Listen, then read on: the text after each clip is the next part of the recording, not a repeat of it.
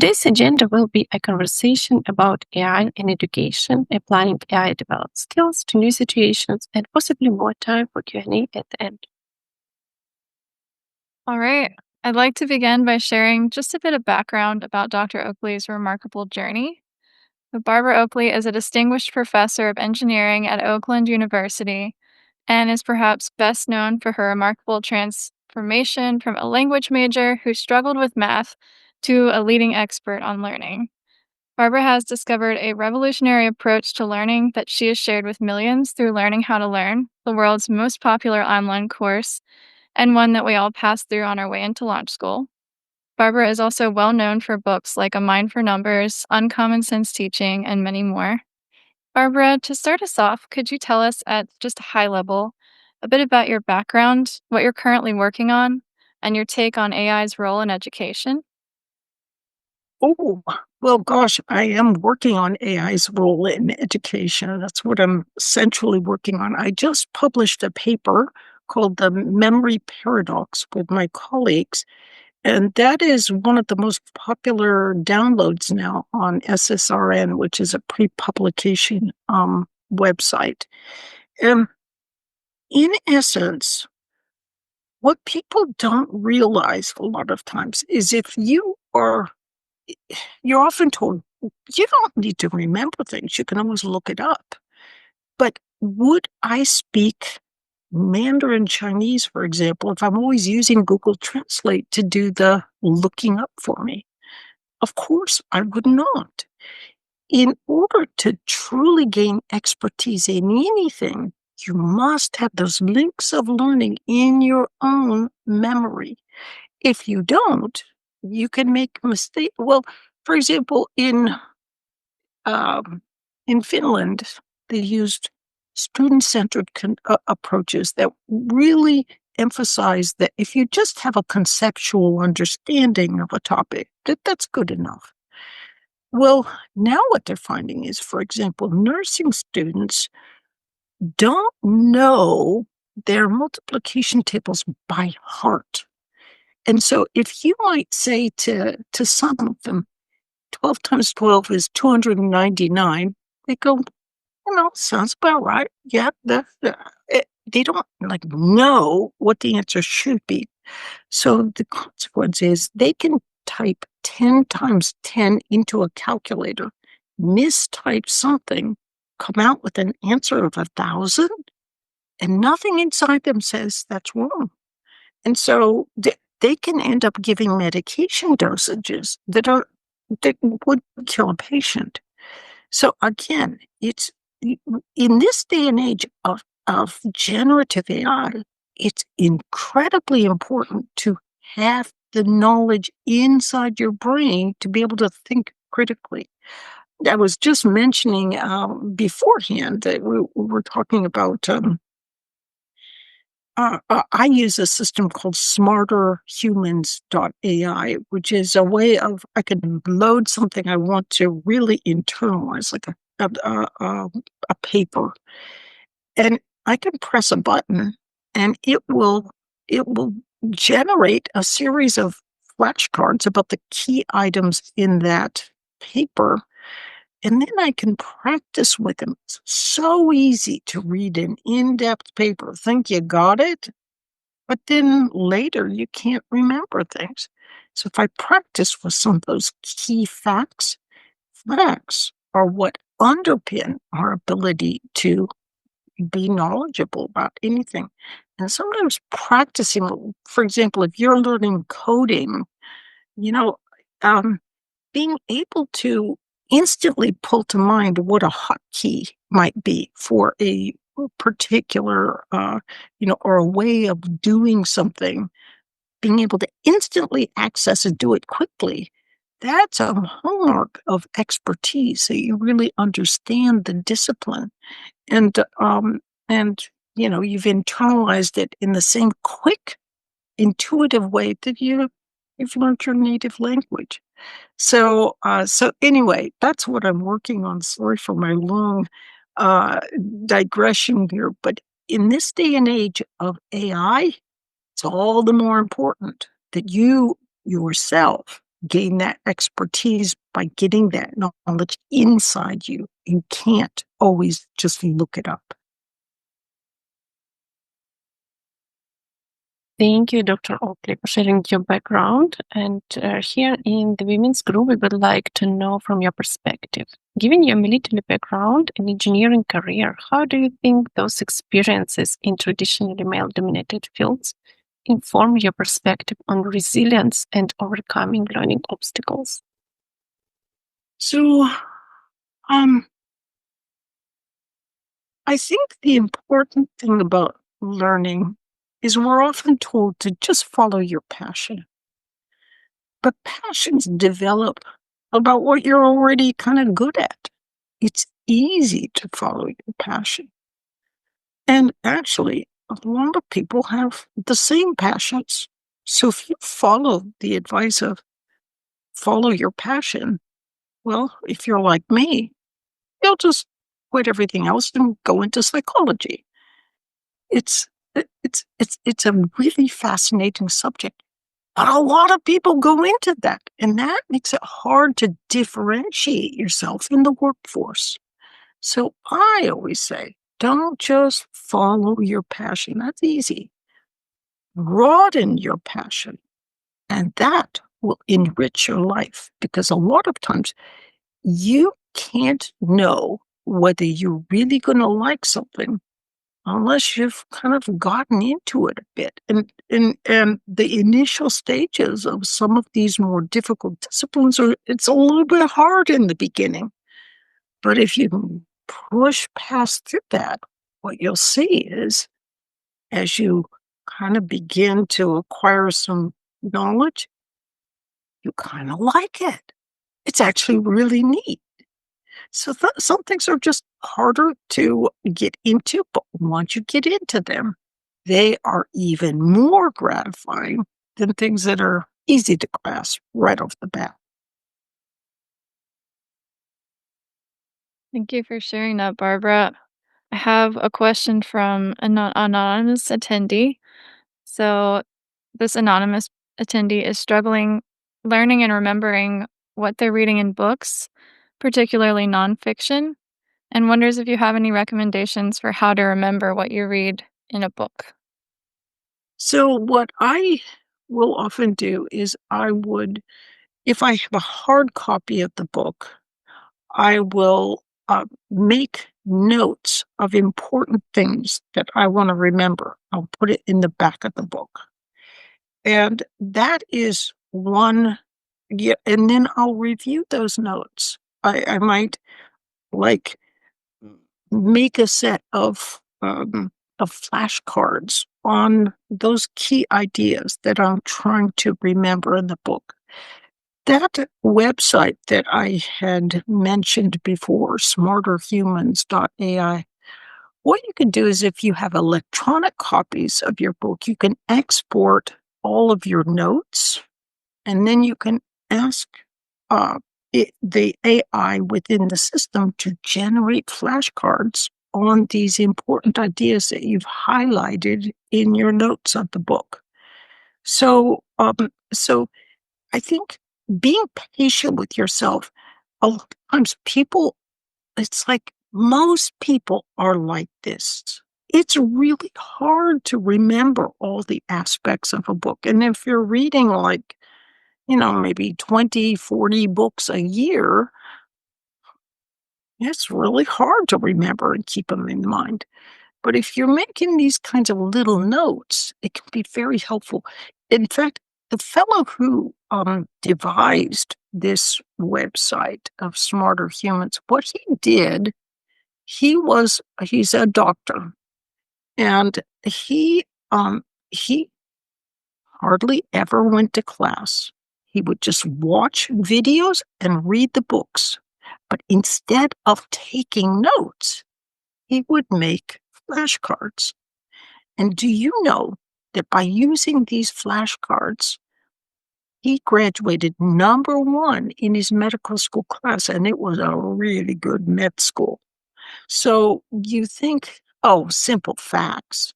Oh, that actually, they're remembering Like if you're reading a chapter in a book, as you finish a page, look up and say, what was the key idea I just learned?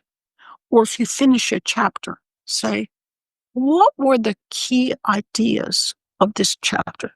You think it's a trivial fact, but actually, that is you're understanding the in-depth concept. And it's found that these retrieving the key ideas, this helps you to understand at a very deep level, much more effectively than simply underlining or rereading or using, concept maps or any of these kinds of things. So using retrieval practice to pull the information from your own mind, that is invaluable. Thank you so much for answering that. On kind of a more, well, a different track and something I'm very personally interested in knowing about you is that you worked on Soviet trawlers, you've worked in Antarctica, you've worked all around the world. What draws you to these extreme situations? So what happened when I was young was we moved all the time. And I would move to a new place and I'd go, "Oh, all my friends are gone. I really miss where I was living in Pennsylvania, in Texas, Massachusetts, California, wherever." And then I begin to realize, now wait a minute, what if I reframe this?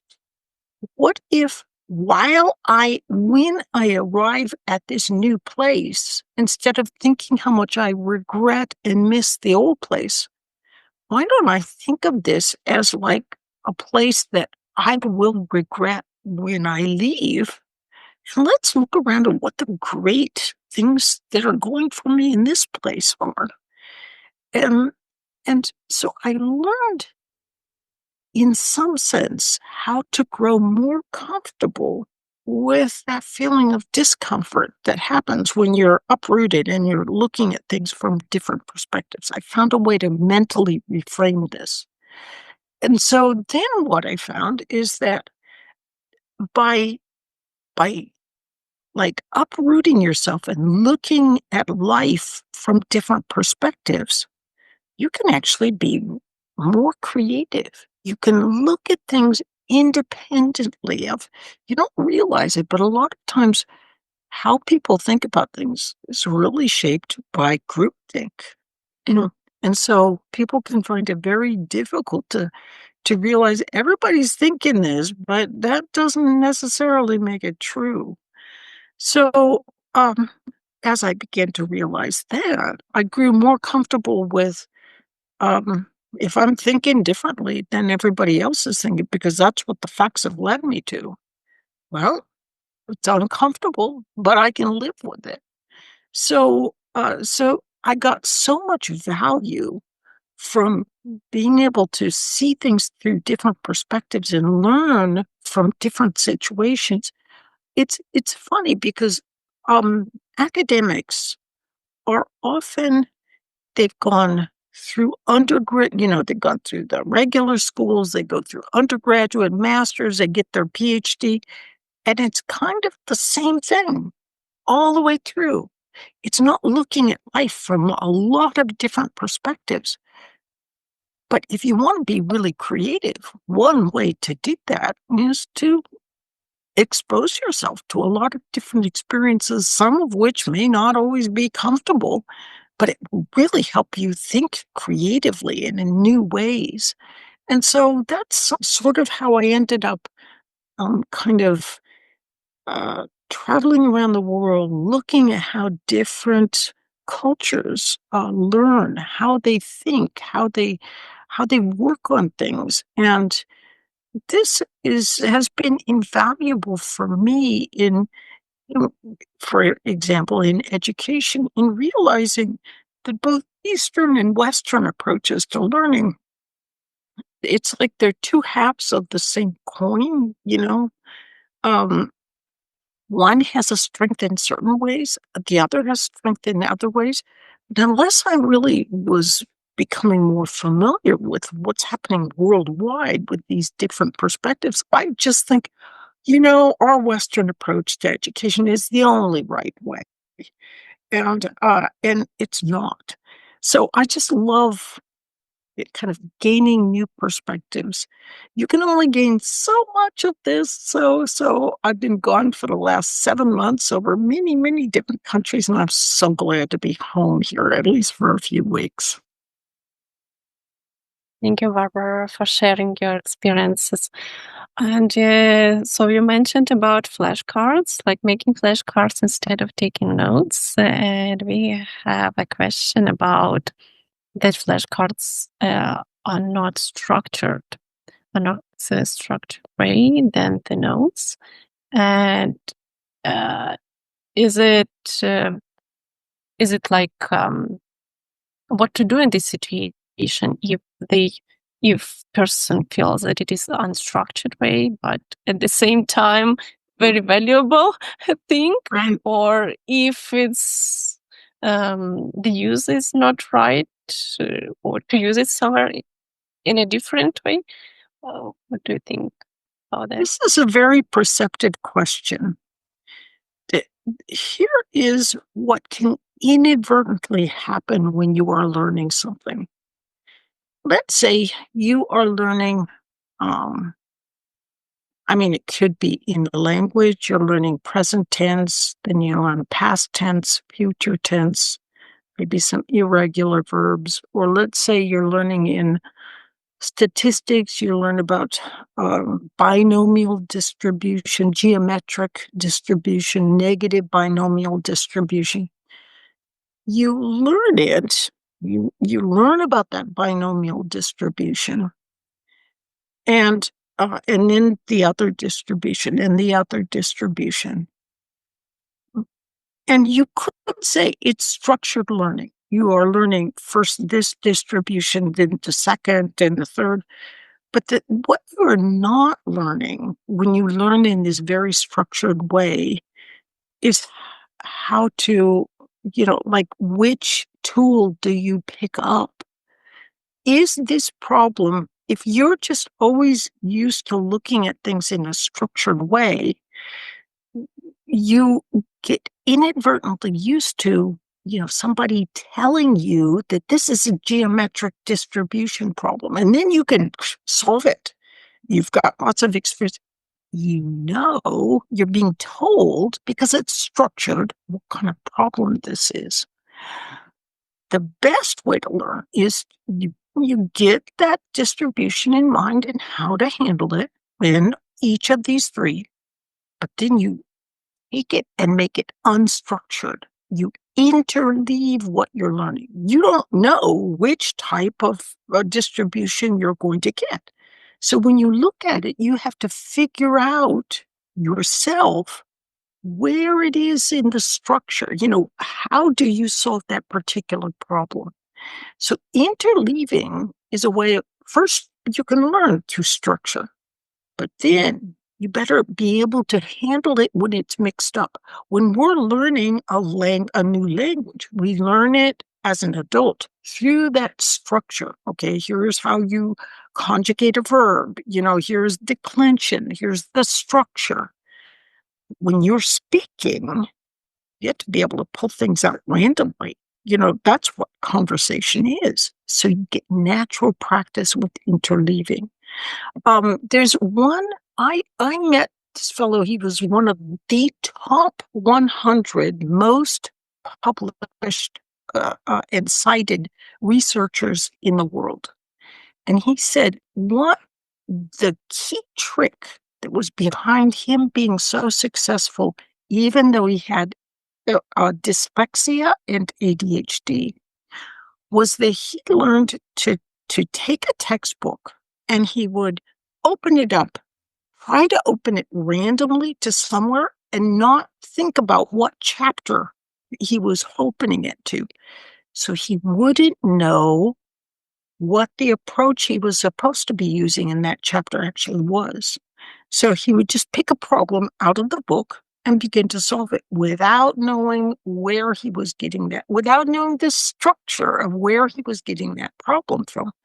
And that gave him a lot of experience in kind of interleaving in sort of seeing, getting an intuitive understanding of the structure within himself and seeing when to use what.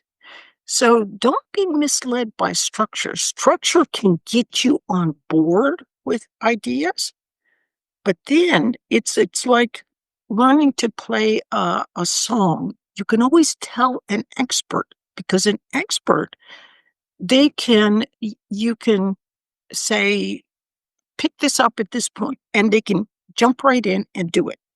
But someone who's not an expert, they got to go back to wherever the starting point is and then start from there. So they have to fall back into the structure without like seeing the essence of this particular part or that particular part. So I hope I have helped you to see that structure is important when you start to learn, but then once you've internalized that structure, you should be able to start playing in the playground without needing that guidance. Yes, very, very insightful. Thank you very much, Dr. Oakley, for sharing this information. And we have another question, like your work bridges neuroscience education and practical learning strategies. As someone who changed career paths multiple times, what advice would you give to people who feel it's too late to pursue technical fields or make major career pivots? Oh gosh. I suppose if you're 90 years old, it may not make sense to start at the bottom with learning quantum physics, unless that's of interest for you and so forth. But the reality is that whatever your background is, let's say you're deciding to start learning a technical field and you're 55, your background can bring extraordinary usefulness into what you're learning in this new field. Let's say you're learning programming. You may have a background as an events coordinator. You haven't done anything with technical kinds of things before. So you're really afraid, you're going to try to learn something technical, and it might be hard for you. But then you begin to realize, now, wait a minute. Many of the programmers I meet who can program beautifully, they don't know how to talk to people. And I can.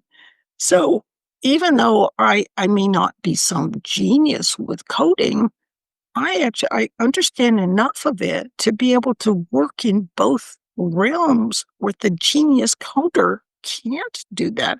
And in fact, I've got kind of a really useful juxtaposition of skills.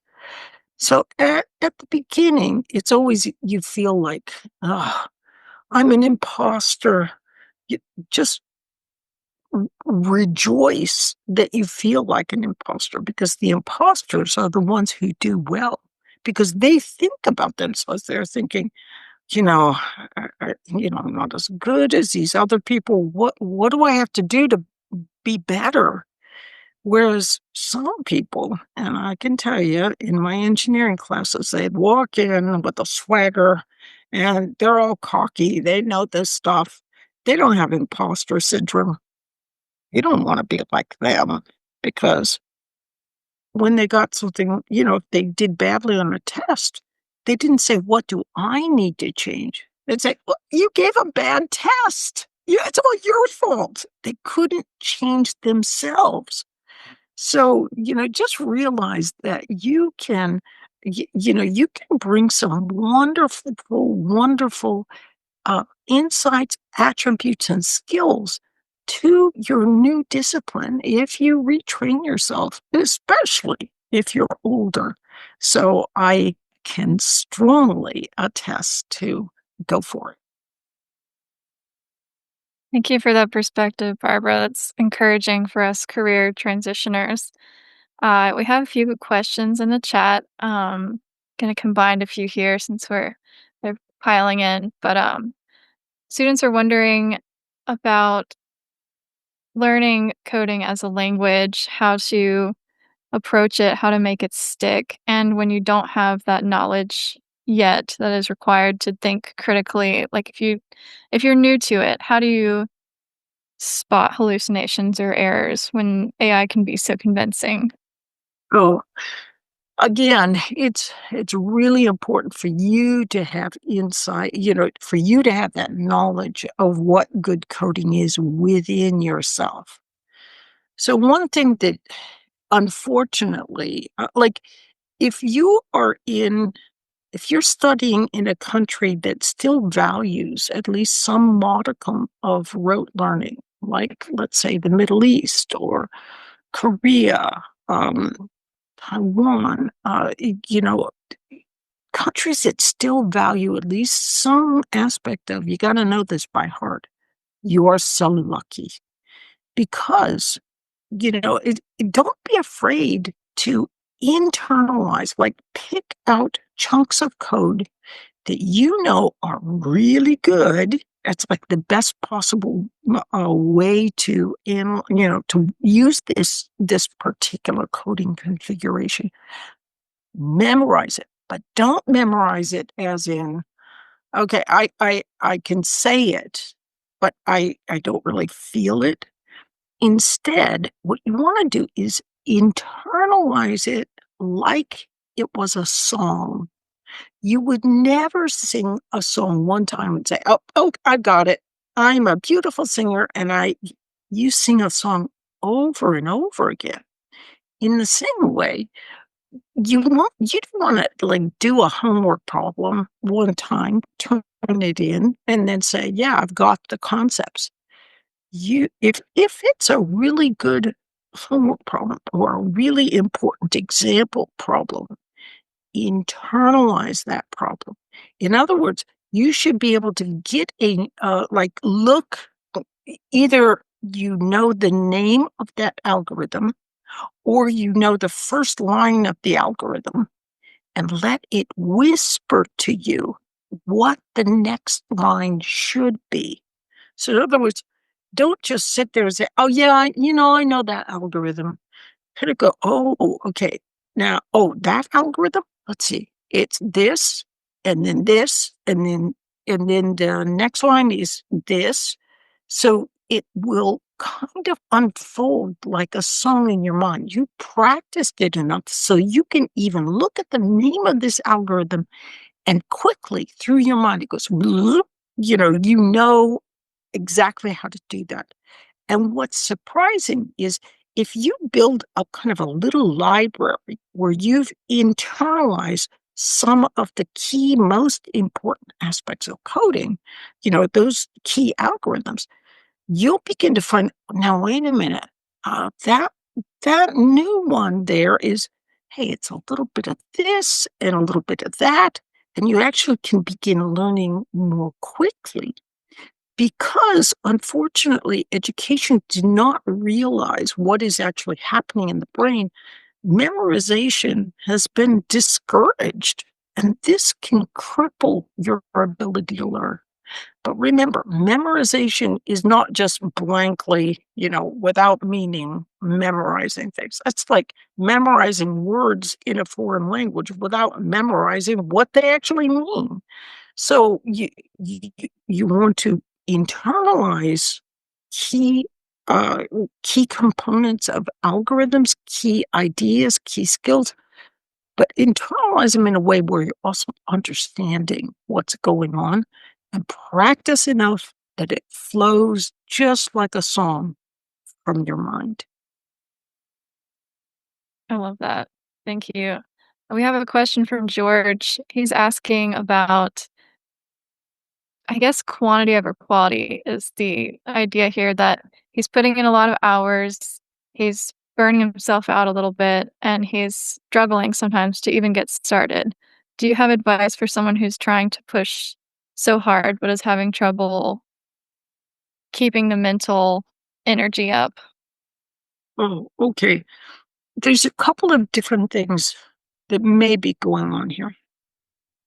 So first off, the brain has two different modes of interacting with the world. You can think about it this way, like a bird has two different important things it has to do to stay alive. It has to focus, and it has to be able to step back and say, is there a hawk that's going to fly in? So it's got to be focused sometimes and also have a kind of a diffuse look around it. Humans are like that too. We've made the mistake of thinking that we only learn when we're focusing. That's not true. We also are learning when we take a little mental break and we just let our minds relax, because it's that diffuse mode. But also during that time, there's like cognitive processing you're not aware of that are knitting things together. You can only focus so long. It's kind of like saying, I'm going to be a weightlifter and I'm just going to weightlift all day long. You can't do that. You got to take breaks. So, a friend of mine who's a concert pianist, she would, um, uh, she used to have these 4-hour periods where she would just practice relentlessly.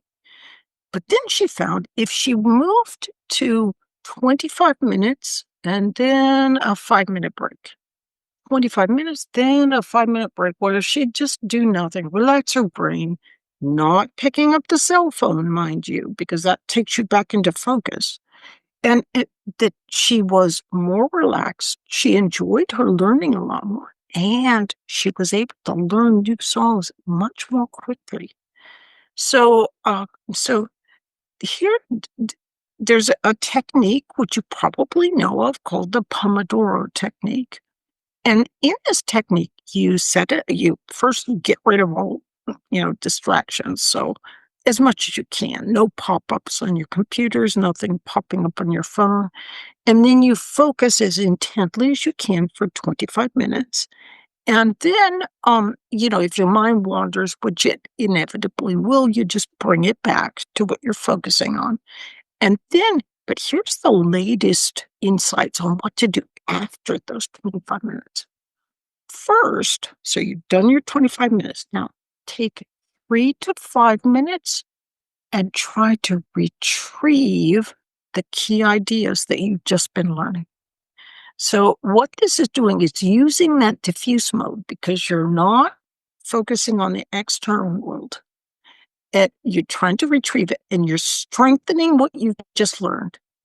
Now, after you've retrieved the key ideas, then do nothing for 2 to 5 minutes. Like, you can make a cup of tea, you can pet your hamster, but nothing, focus that you're focusing on. And what this will do is it will allow your hippocampus to strengthen what you've just been retrieving and learning. So again, a really good way to do a Pomodoro: 25 minutes of focus, then 2 to 3 minutes of retrieval, and then maybe 2 to 5 minutes of just relaxing your brain. And when you're done with that, you'll actually be a little bit fresher, more relaxed, and you'll enjoy what you're learning. You can do several of these in a row. Some people like to do like 3 Pomodoros, and then after the fourth, they'll do like a half an hour break. And but my suspicion is that you're focusing for long, long periods of time, and that's like lifting weights for really long periods of time. The brain is just not really built. You got to have some little rest breaks in there, and you'll be surprised if you do that. It can be helpful. I should say there are times in your life where sometimes you just have to work really hard. Like you go through medical school, you go through, you know, the some sort of learning experience that's really demanding. And, use these techniques while you're doing this demanding thing in your life where you may have to give up, parties and all this kind of thing. Because if you can get through this experience, it will actually help you to get to where you want to go. Like when I was working on my doctorate, I was like, I had to put a lot of stuff by the wayside. But what I also would do is I would like pick out one thing of a week that was really exciting, like a favorite television show. And I would get all excited about, being able to see that television show at the end of the week or, something of that. So build in a little, you know, kind of fun and exciting things, even if it's only for an hour during this period when you're doing your intense learning. And if you get through it, which you will, you'll find that you're at it will open wonderful new doors for you. So, just kind of keep all these little tips and insights in mind. Thank you. We have a lot of questions about AI and recall, so I'm going to combine a couple of the questions I had that touch on what students are asking. I was just wondering, your research shows that active recall and other strategies outperform passive review, like we've kind of discussed. So, thinking about AI, how can we make sure that we are actively recalling and applying the right strategies when we have a tool that can just tell us the answers? Again, I just love having flashcards. Mhm. So, you can have flashcards that will, they don't have to have just trivial facts. It can, these flashcards, see, retrieval practice, that is recalling, as with a flashcard or something, you can put on there, you know, "N- give me this entire algorithm." That's not just a simple fact. You're telling the uh, a basic, big knowledge chunk. Maybe another one could be, what are some of the different areas where I can use this algorithm? You can make retrieval practice questions really powerful, but but I make it a practice myself. It's super easy. I could go to AI and I could say, write my papers for me, and it would create stuff. But my claim to fame and people in general's ability to be an expert on something is then it involves the knowledge I've got up here. So I make it an absolute practice to do some retrieval practice questions for myself every day. I do, unless I'm like super busy and really, um, you know, jet lagged and so forth. But I try to make sure that I'm checking myself, that I'm not just cognitively offloading important ideas. Some things it's really helpful to, ChatGPT can put together ideas in new ways. So you go, oh, I never thought of that. But if you don't understand this concept and this concept inside yourself, ChatGPT can say, knit together these ideas, and you will not understand why it's so valuable or, how it can really be used. So uh, top researchers I know will often load all of their papers onto ChatGPT Deep Research and say, what areas am I not working on that I could be working on? And they'll get some great new ideas that they understand because they really have the knowledge base within themselves to understand what ChatGPT is doing. Then I was working with um, working with a company, and part of what was needed was a lot of questions, multiple choice questions for a class I was developing. And so they gave me an individual to work with, and and she would keep coming back to me, and she'd say, "Okay, well, here's the questions for this particular video." And I would look at the questions, and they weren't related to that video because she'd actually just loaded the entire set of video scripts. She didn't realize that ChatGPT can't forget what you put in. So if you ask for questions about only one video, it'll still remember and it'll ask questions from everywhere. So I would say, you have to have read this material yourself, and you need to know this, because I can't get this stuff from you where you're asking questions about other videos. She simply couldn't understand that. She would continually, just give me questions. She wouldn't read and internalize herself what was going on in a particular video script. She was so used to uploading everything that eventually she got fired because she simply could not, actually work independently and realize when what she was getting from ChatGPT was wrong. And I'm afraid more, that's a learning experience for her.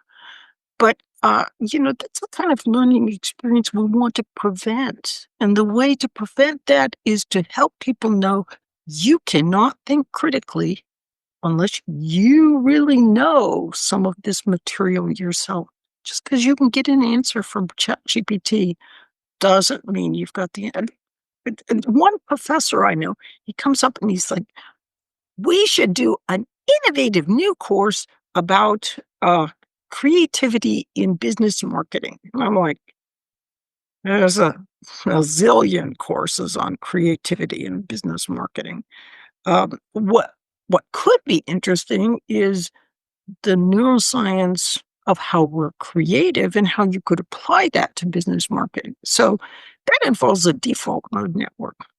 He got back to me and said, "I went to Grok, and Grok told me the default mode network isn't important at all, for creativity. It's lots of other things." So I sent him 50 research papers about the foundational role of the default mode network in creativity, and said, neither you nor Grok know what they're talking about. So, again, he got just deeply misleading information, and because he just thought he could just ask ChatGPT or Grok or whatever and get these insights. You need to know the field yourself. Thank you very much, Barbara. Speaking about the courses, could you please tell more about your recent courses, Speak Freely, Think Critically, and Making Math Click? That is very important, and about how to do free expression and critical thinking, as we are talking about. Could you please tell more about them? Oh, these are all courses that are near and dear to my heart. And I have been so lucky to work with wonderful, wonderful colleagues. So, for example, my colleague Adam Trebus is a professor of philosophy in Krakow at Jagiellonian University. And so we and Terry Sanowski and I did a course on critical thinking, but from a neuroscientific perspective. And there's so much insight. It just amazes me sometimes how, when you bring insight in from neuroscience, you begin to see, why are people so uncritical sometimes? Why can they be so inflexible about what they're doing? And and this also relates to our course on free speech. It's called Speak Freely, Think Critically. And a key idea is when people think free speech, they think, oh, that just means you can go out and say whatever you want, and whoever you hurt, it doesn't matter, and so we're not for that. But actually, when you, what has happened for well-meaning research or well-meaning reasons. So part of my research involves something called pathological altruism. I published in the Proceedings of the National Academy of Sciences in um, a book by that name in Oxford University Press, which actually got a great write-up from the New York Times, which is pretty unheard of for an edited academic volume. But what can happen is for the most well-meaning and altruistic of reasons, people will shut down criticism of certain concepts. So even the very idea, let's say that you're at a university or at a business and you start a meeting off and say, you know, this is going to be a safe space where you can all speak, safely and comfortably. Well, as soon as you say safe space, you have just indicated it's not a safe space. Because if you say something that someone, for some whatever reason, gets annoyed about, um, you've just, made it not safe for them. And the reality is what we actually need in business, in universities, is how do you speak and listen to other people who may have very different ways of thinking about things, maybe even sometimes ways of thinking that you might find, antithetical to your own approaches. So our new course on free speech is the only course on Coursera which is about this seemingly difficult topic. But because we cover it from a neuroscientific perspective, you can begin to understand why people are sometimes, it's like actually research shows the smarter you are, often the less flexible you are. And the harder you can find it to change your mind if someone is saying something different from you. So sometimes the better part of being able to interact as human beings is to simply learn to listen and to kind of be able to tell is is their idea just something that you should take as a data point?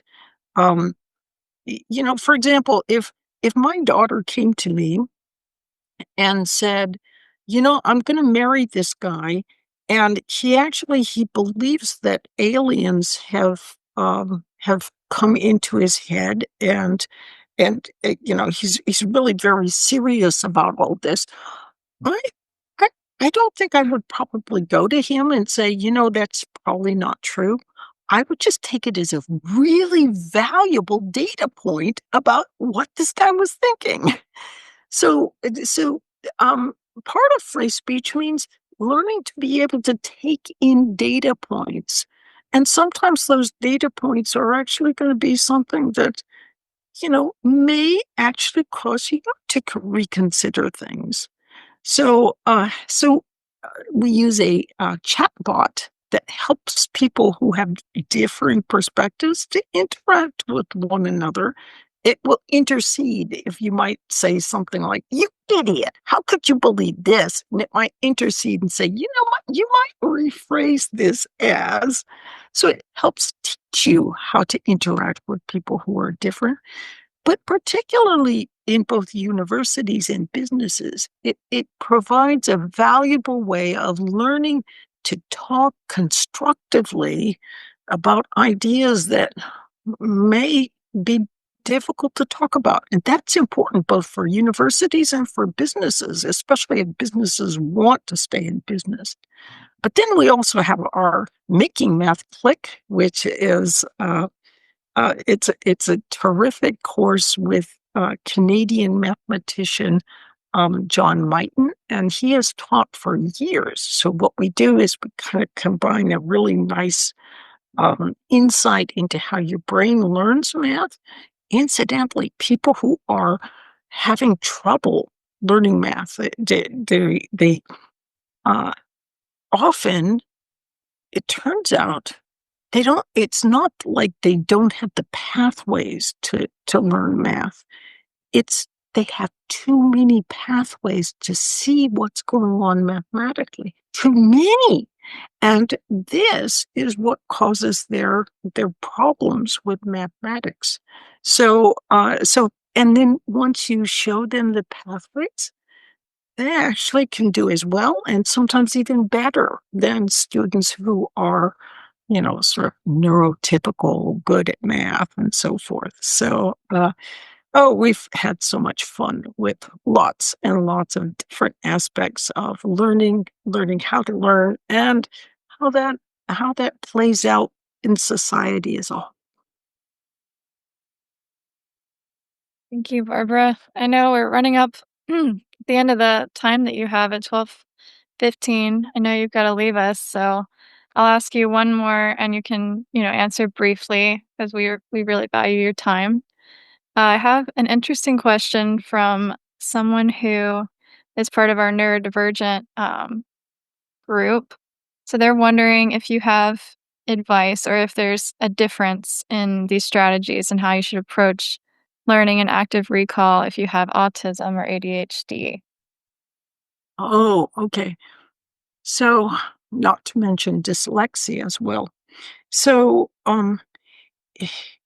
you can have a secret superpower of those with ADHD is that if they themselves become interested in something, they can actually hyper focus. They can focus better than a neurotypical individual.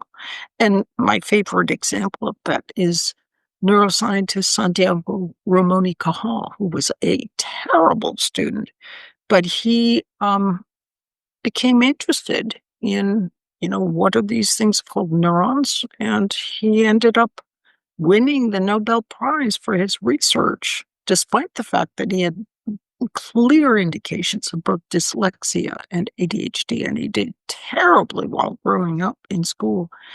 And he's now not only a Nobel Prize winner, but he's considered the father of modern neuroscience.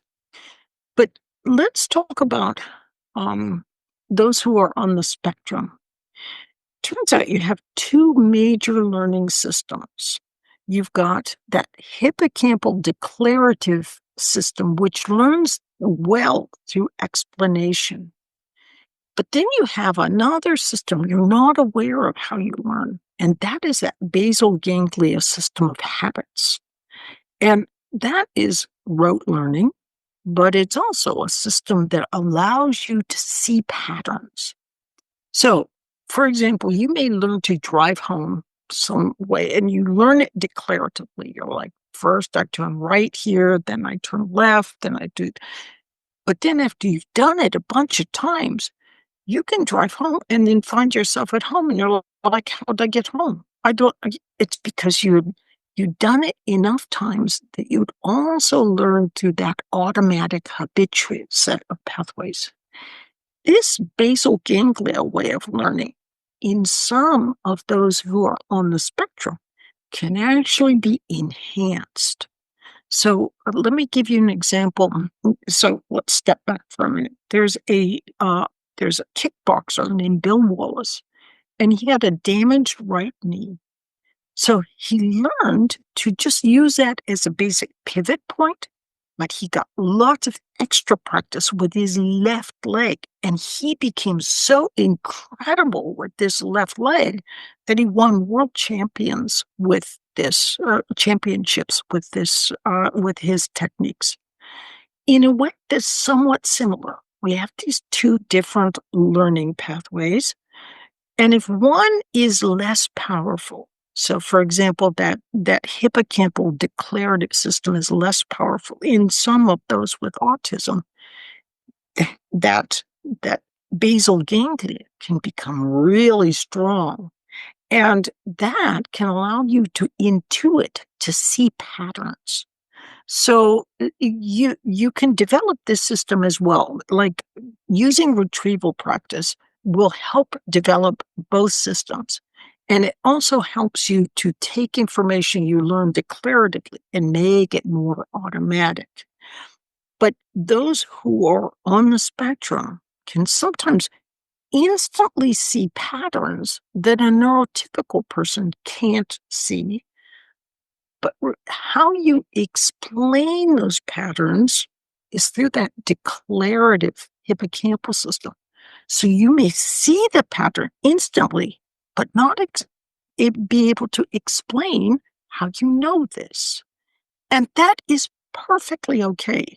Unfortunately, teachers and professors, they don't know how the brain really works. And so they'll say things like, if you can't explain it, you don't really know it. That is not true at all. I know that if I said I goed to the store yesterday instead of I went to the store yesterday, that I goed to the store is wrong. Why is it wrong? I don't know. I could say it's because it's irregular, but that's only because I've been taught. All I really know is it's wrong. And so you, as a person on the spectrum, may be able to learn much more quickly certain things because you've got this really enhanced uh, automatic way of learning. Those with dyslexia, on the other hand, can have a really enhanced um, declarative way of learning. And that declarative way, we don't understand really right now why it is, but it can help you so you can visualize incredibly well. So it, uh, being neuroatypical can have disadvantages, but it can also have some really cool advantages. So just try to lean in, just like Bill Wallace leaned in to take advantage of the areas he was strong in. Thank you very much, Barbara. There are only 3 minutes left. Are there anything that you would like to share about AI and education? And then, if anything, I just think that what you're doing in helping people to retrain, to learn something completely new. I remember when I was in my 40s, I just thought, oh gosh, life's over for me.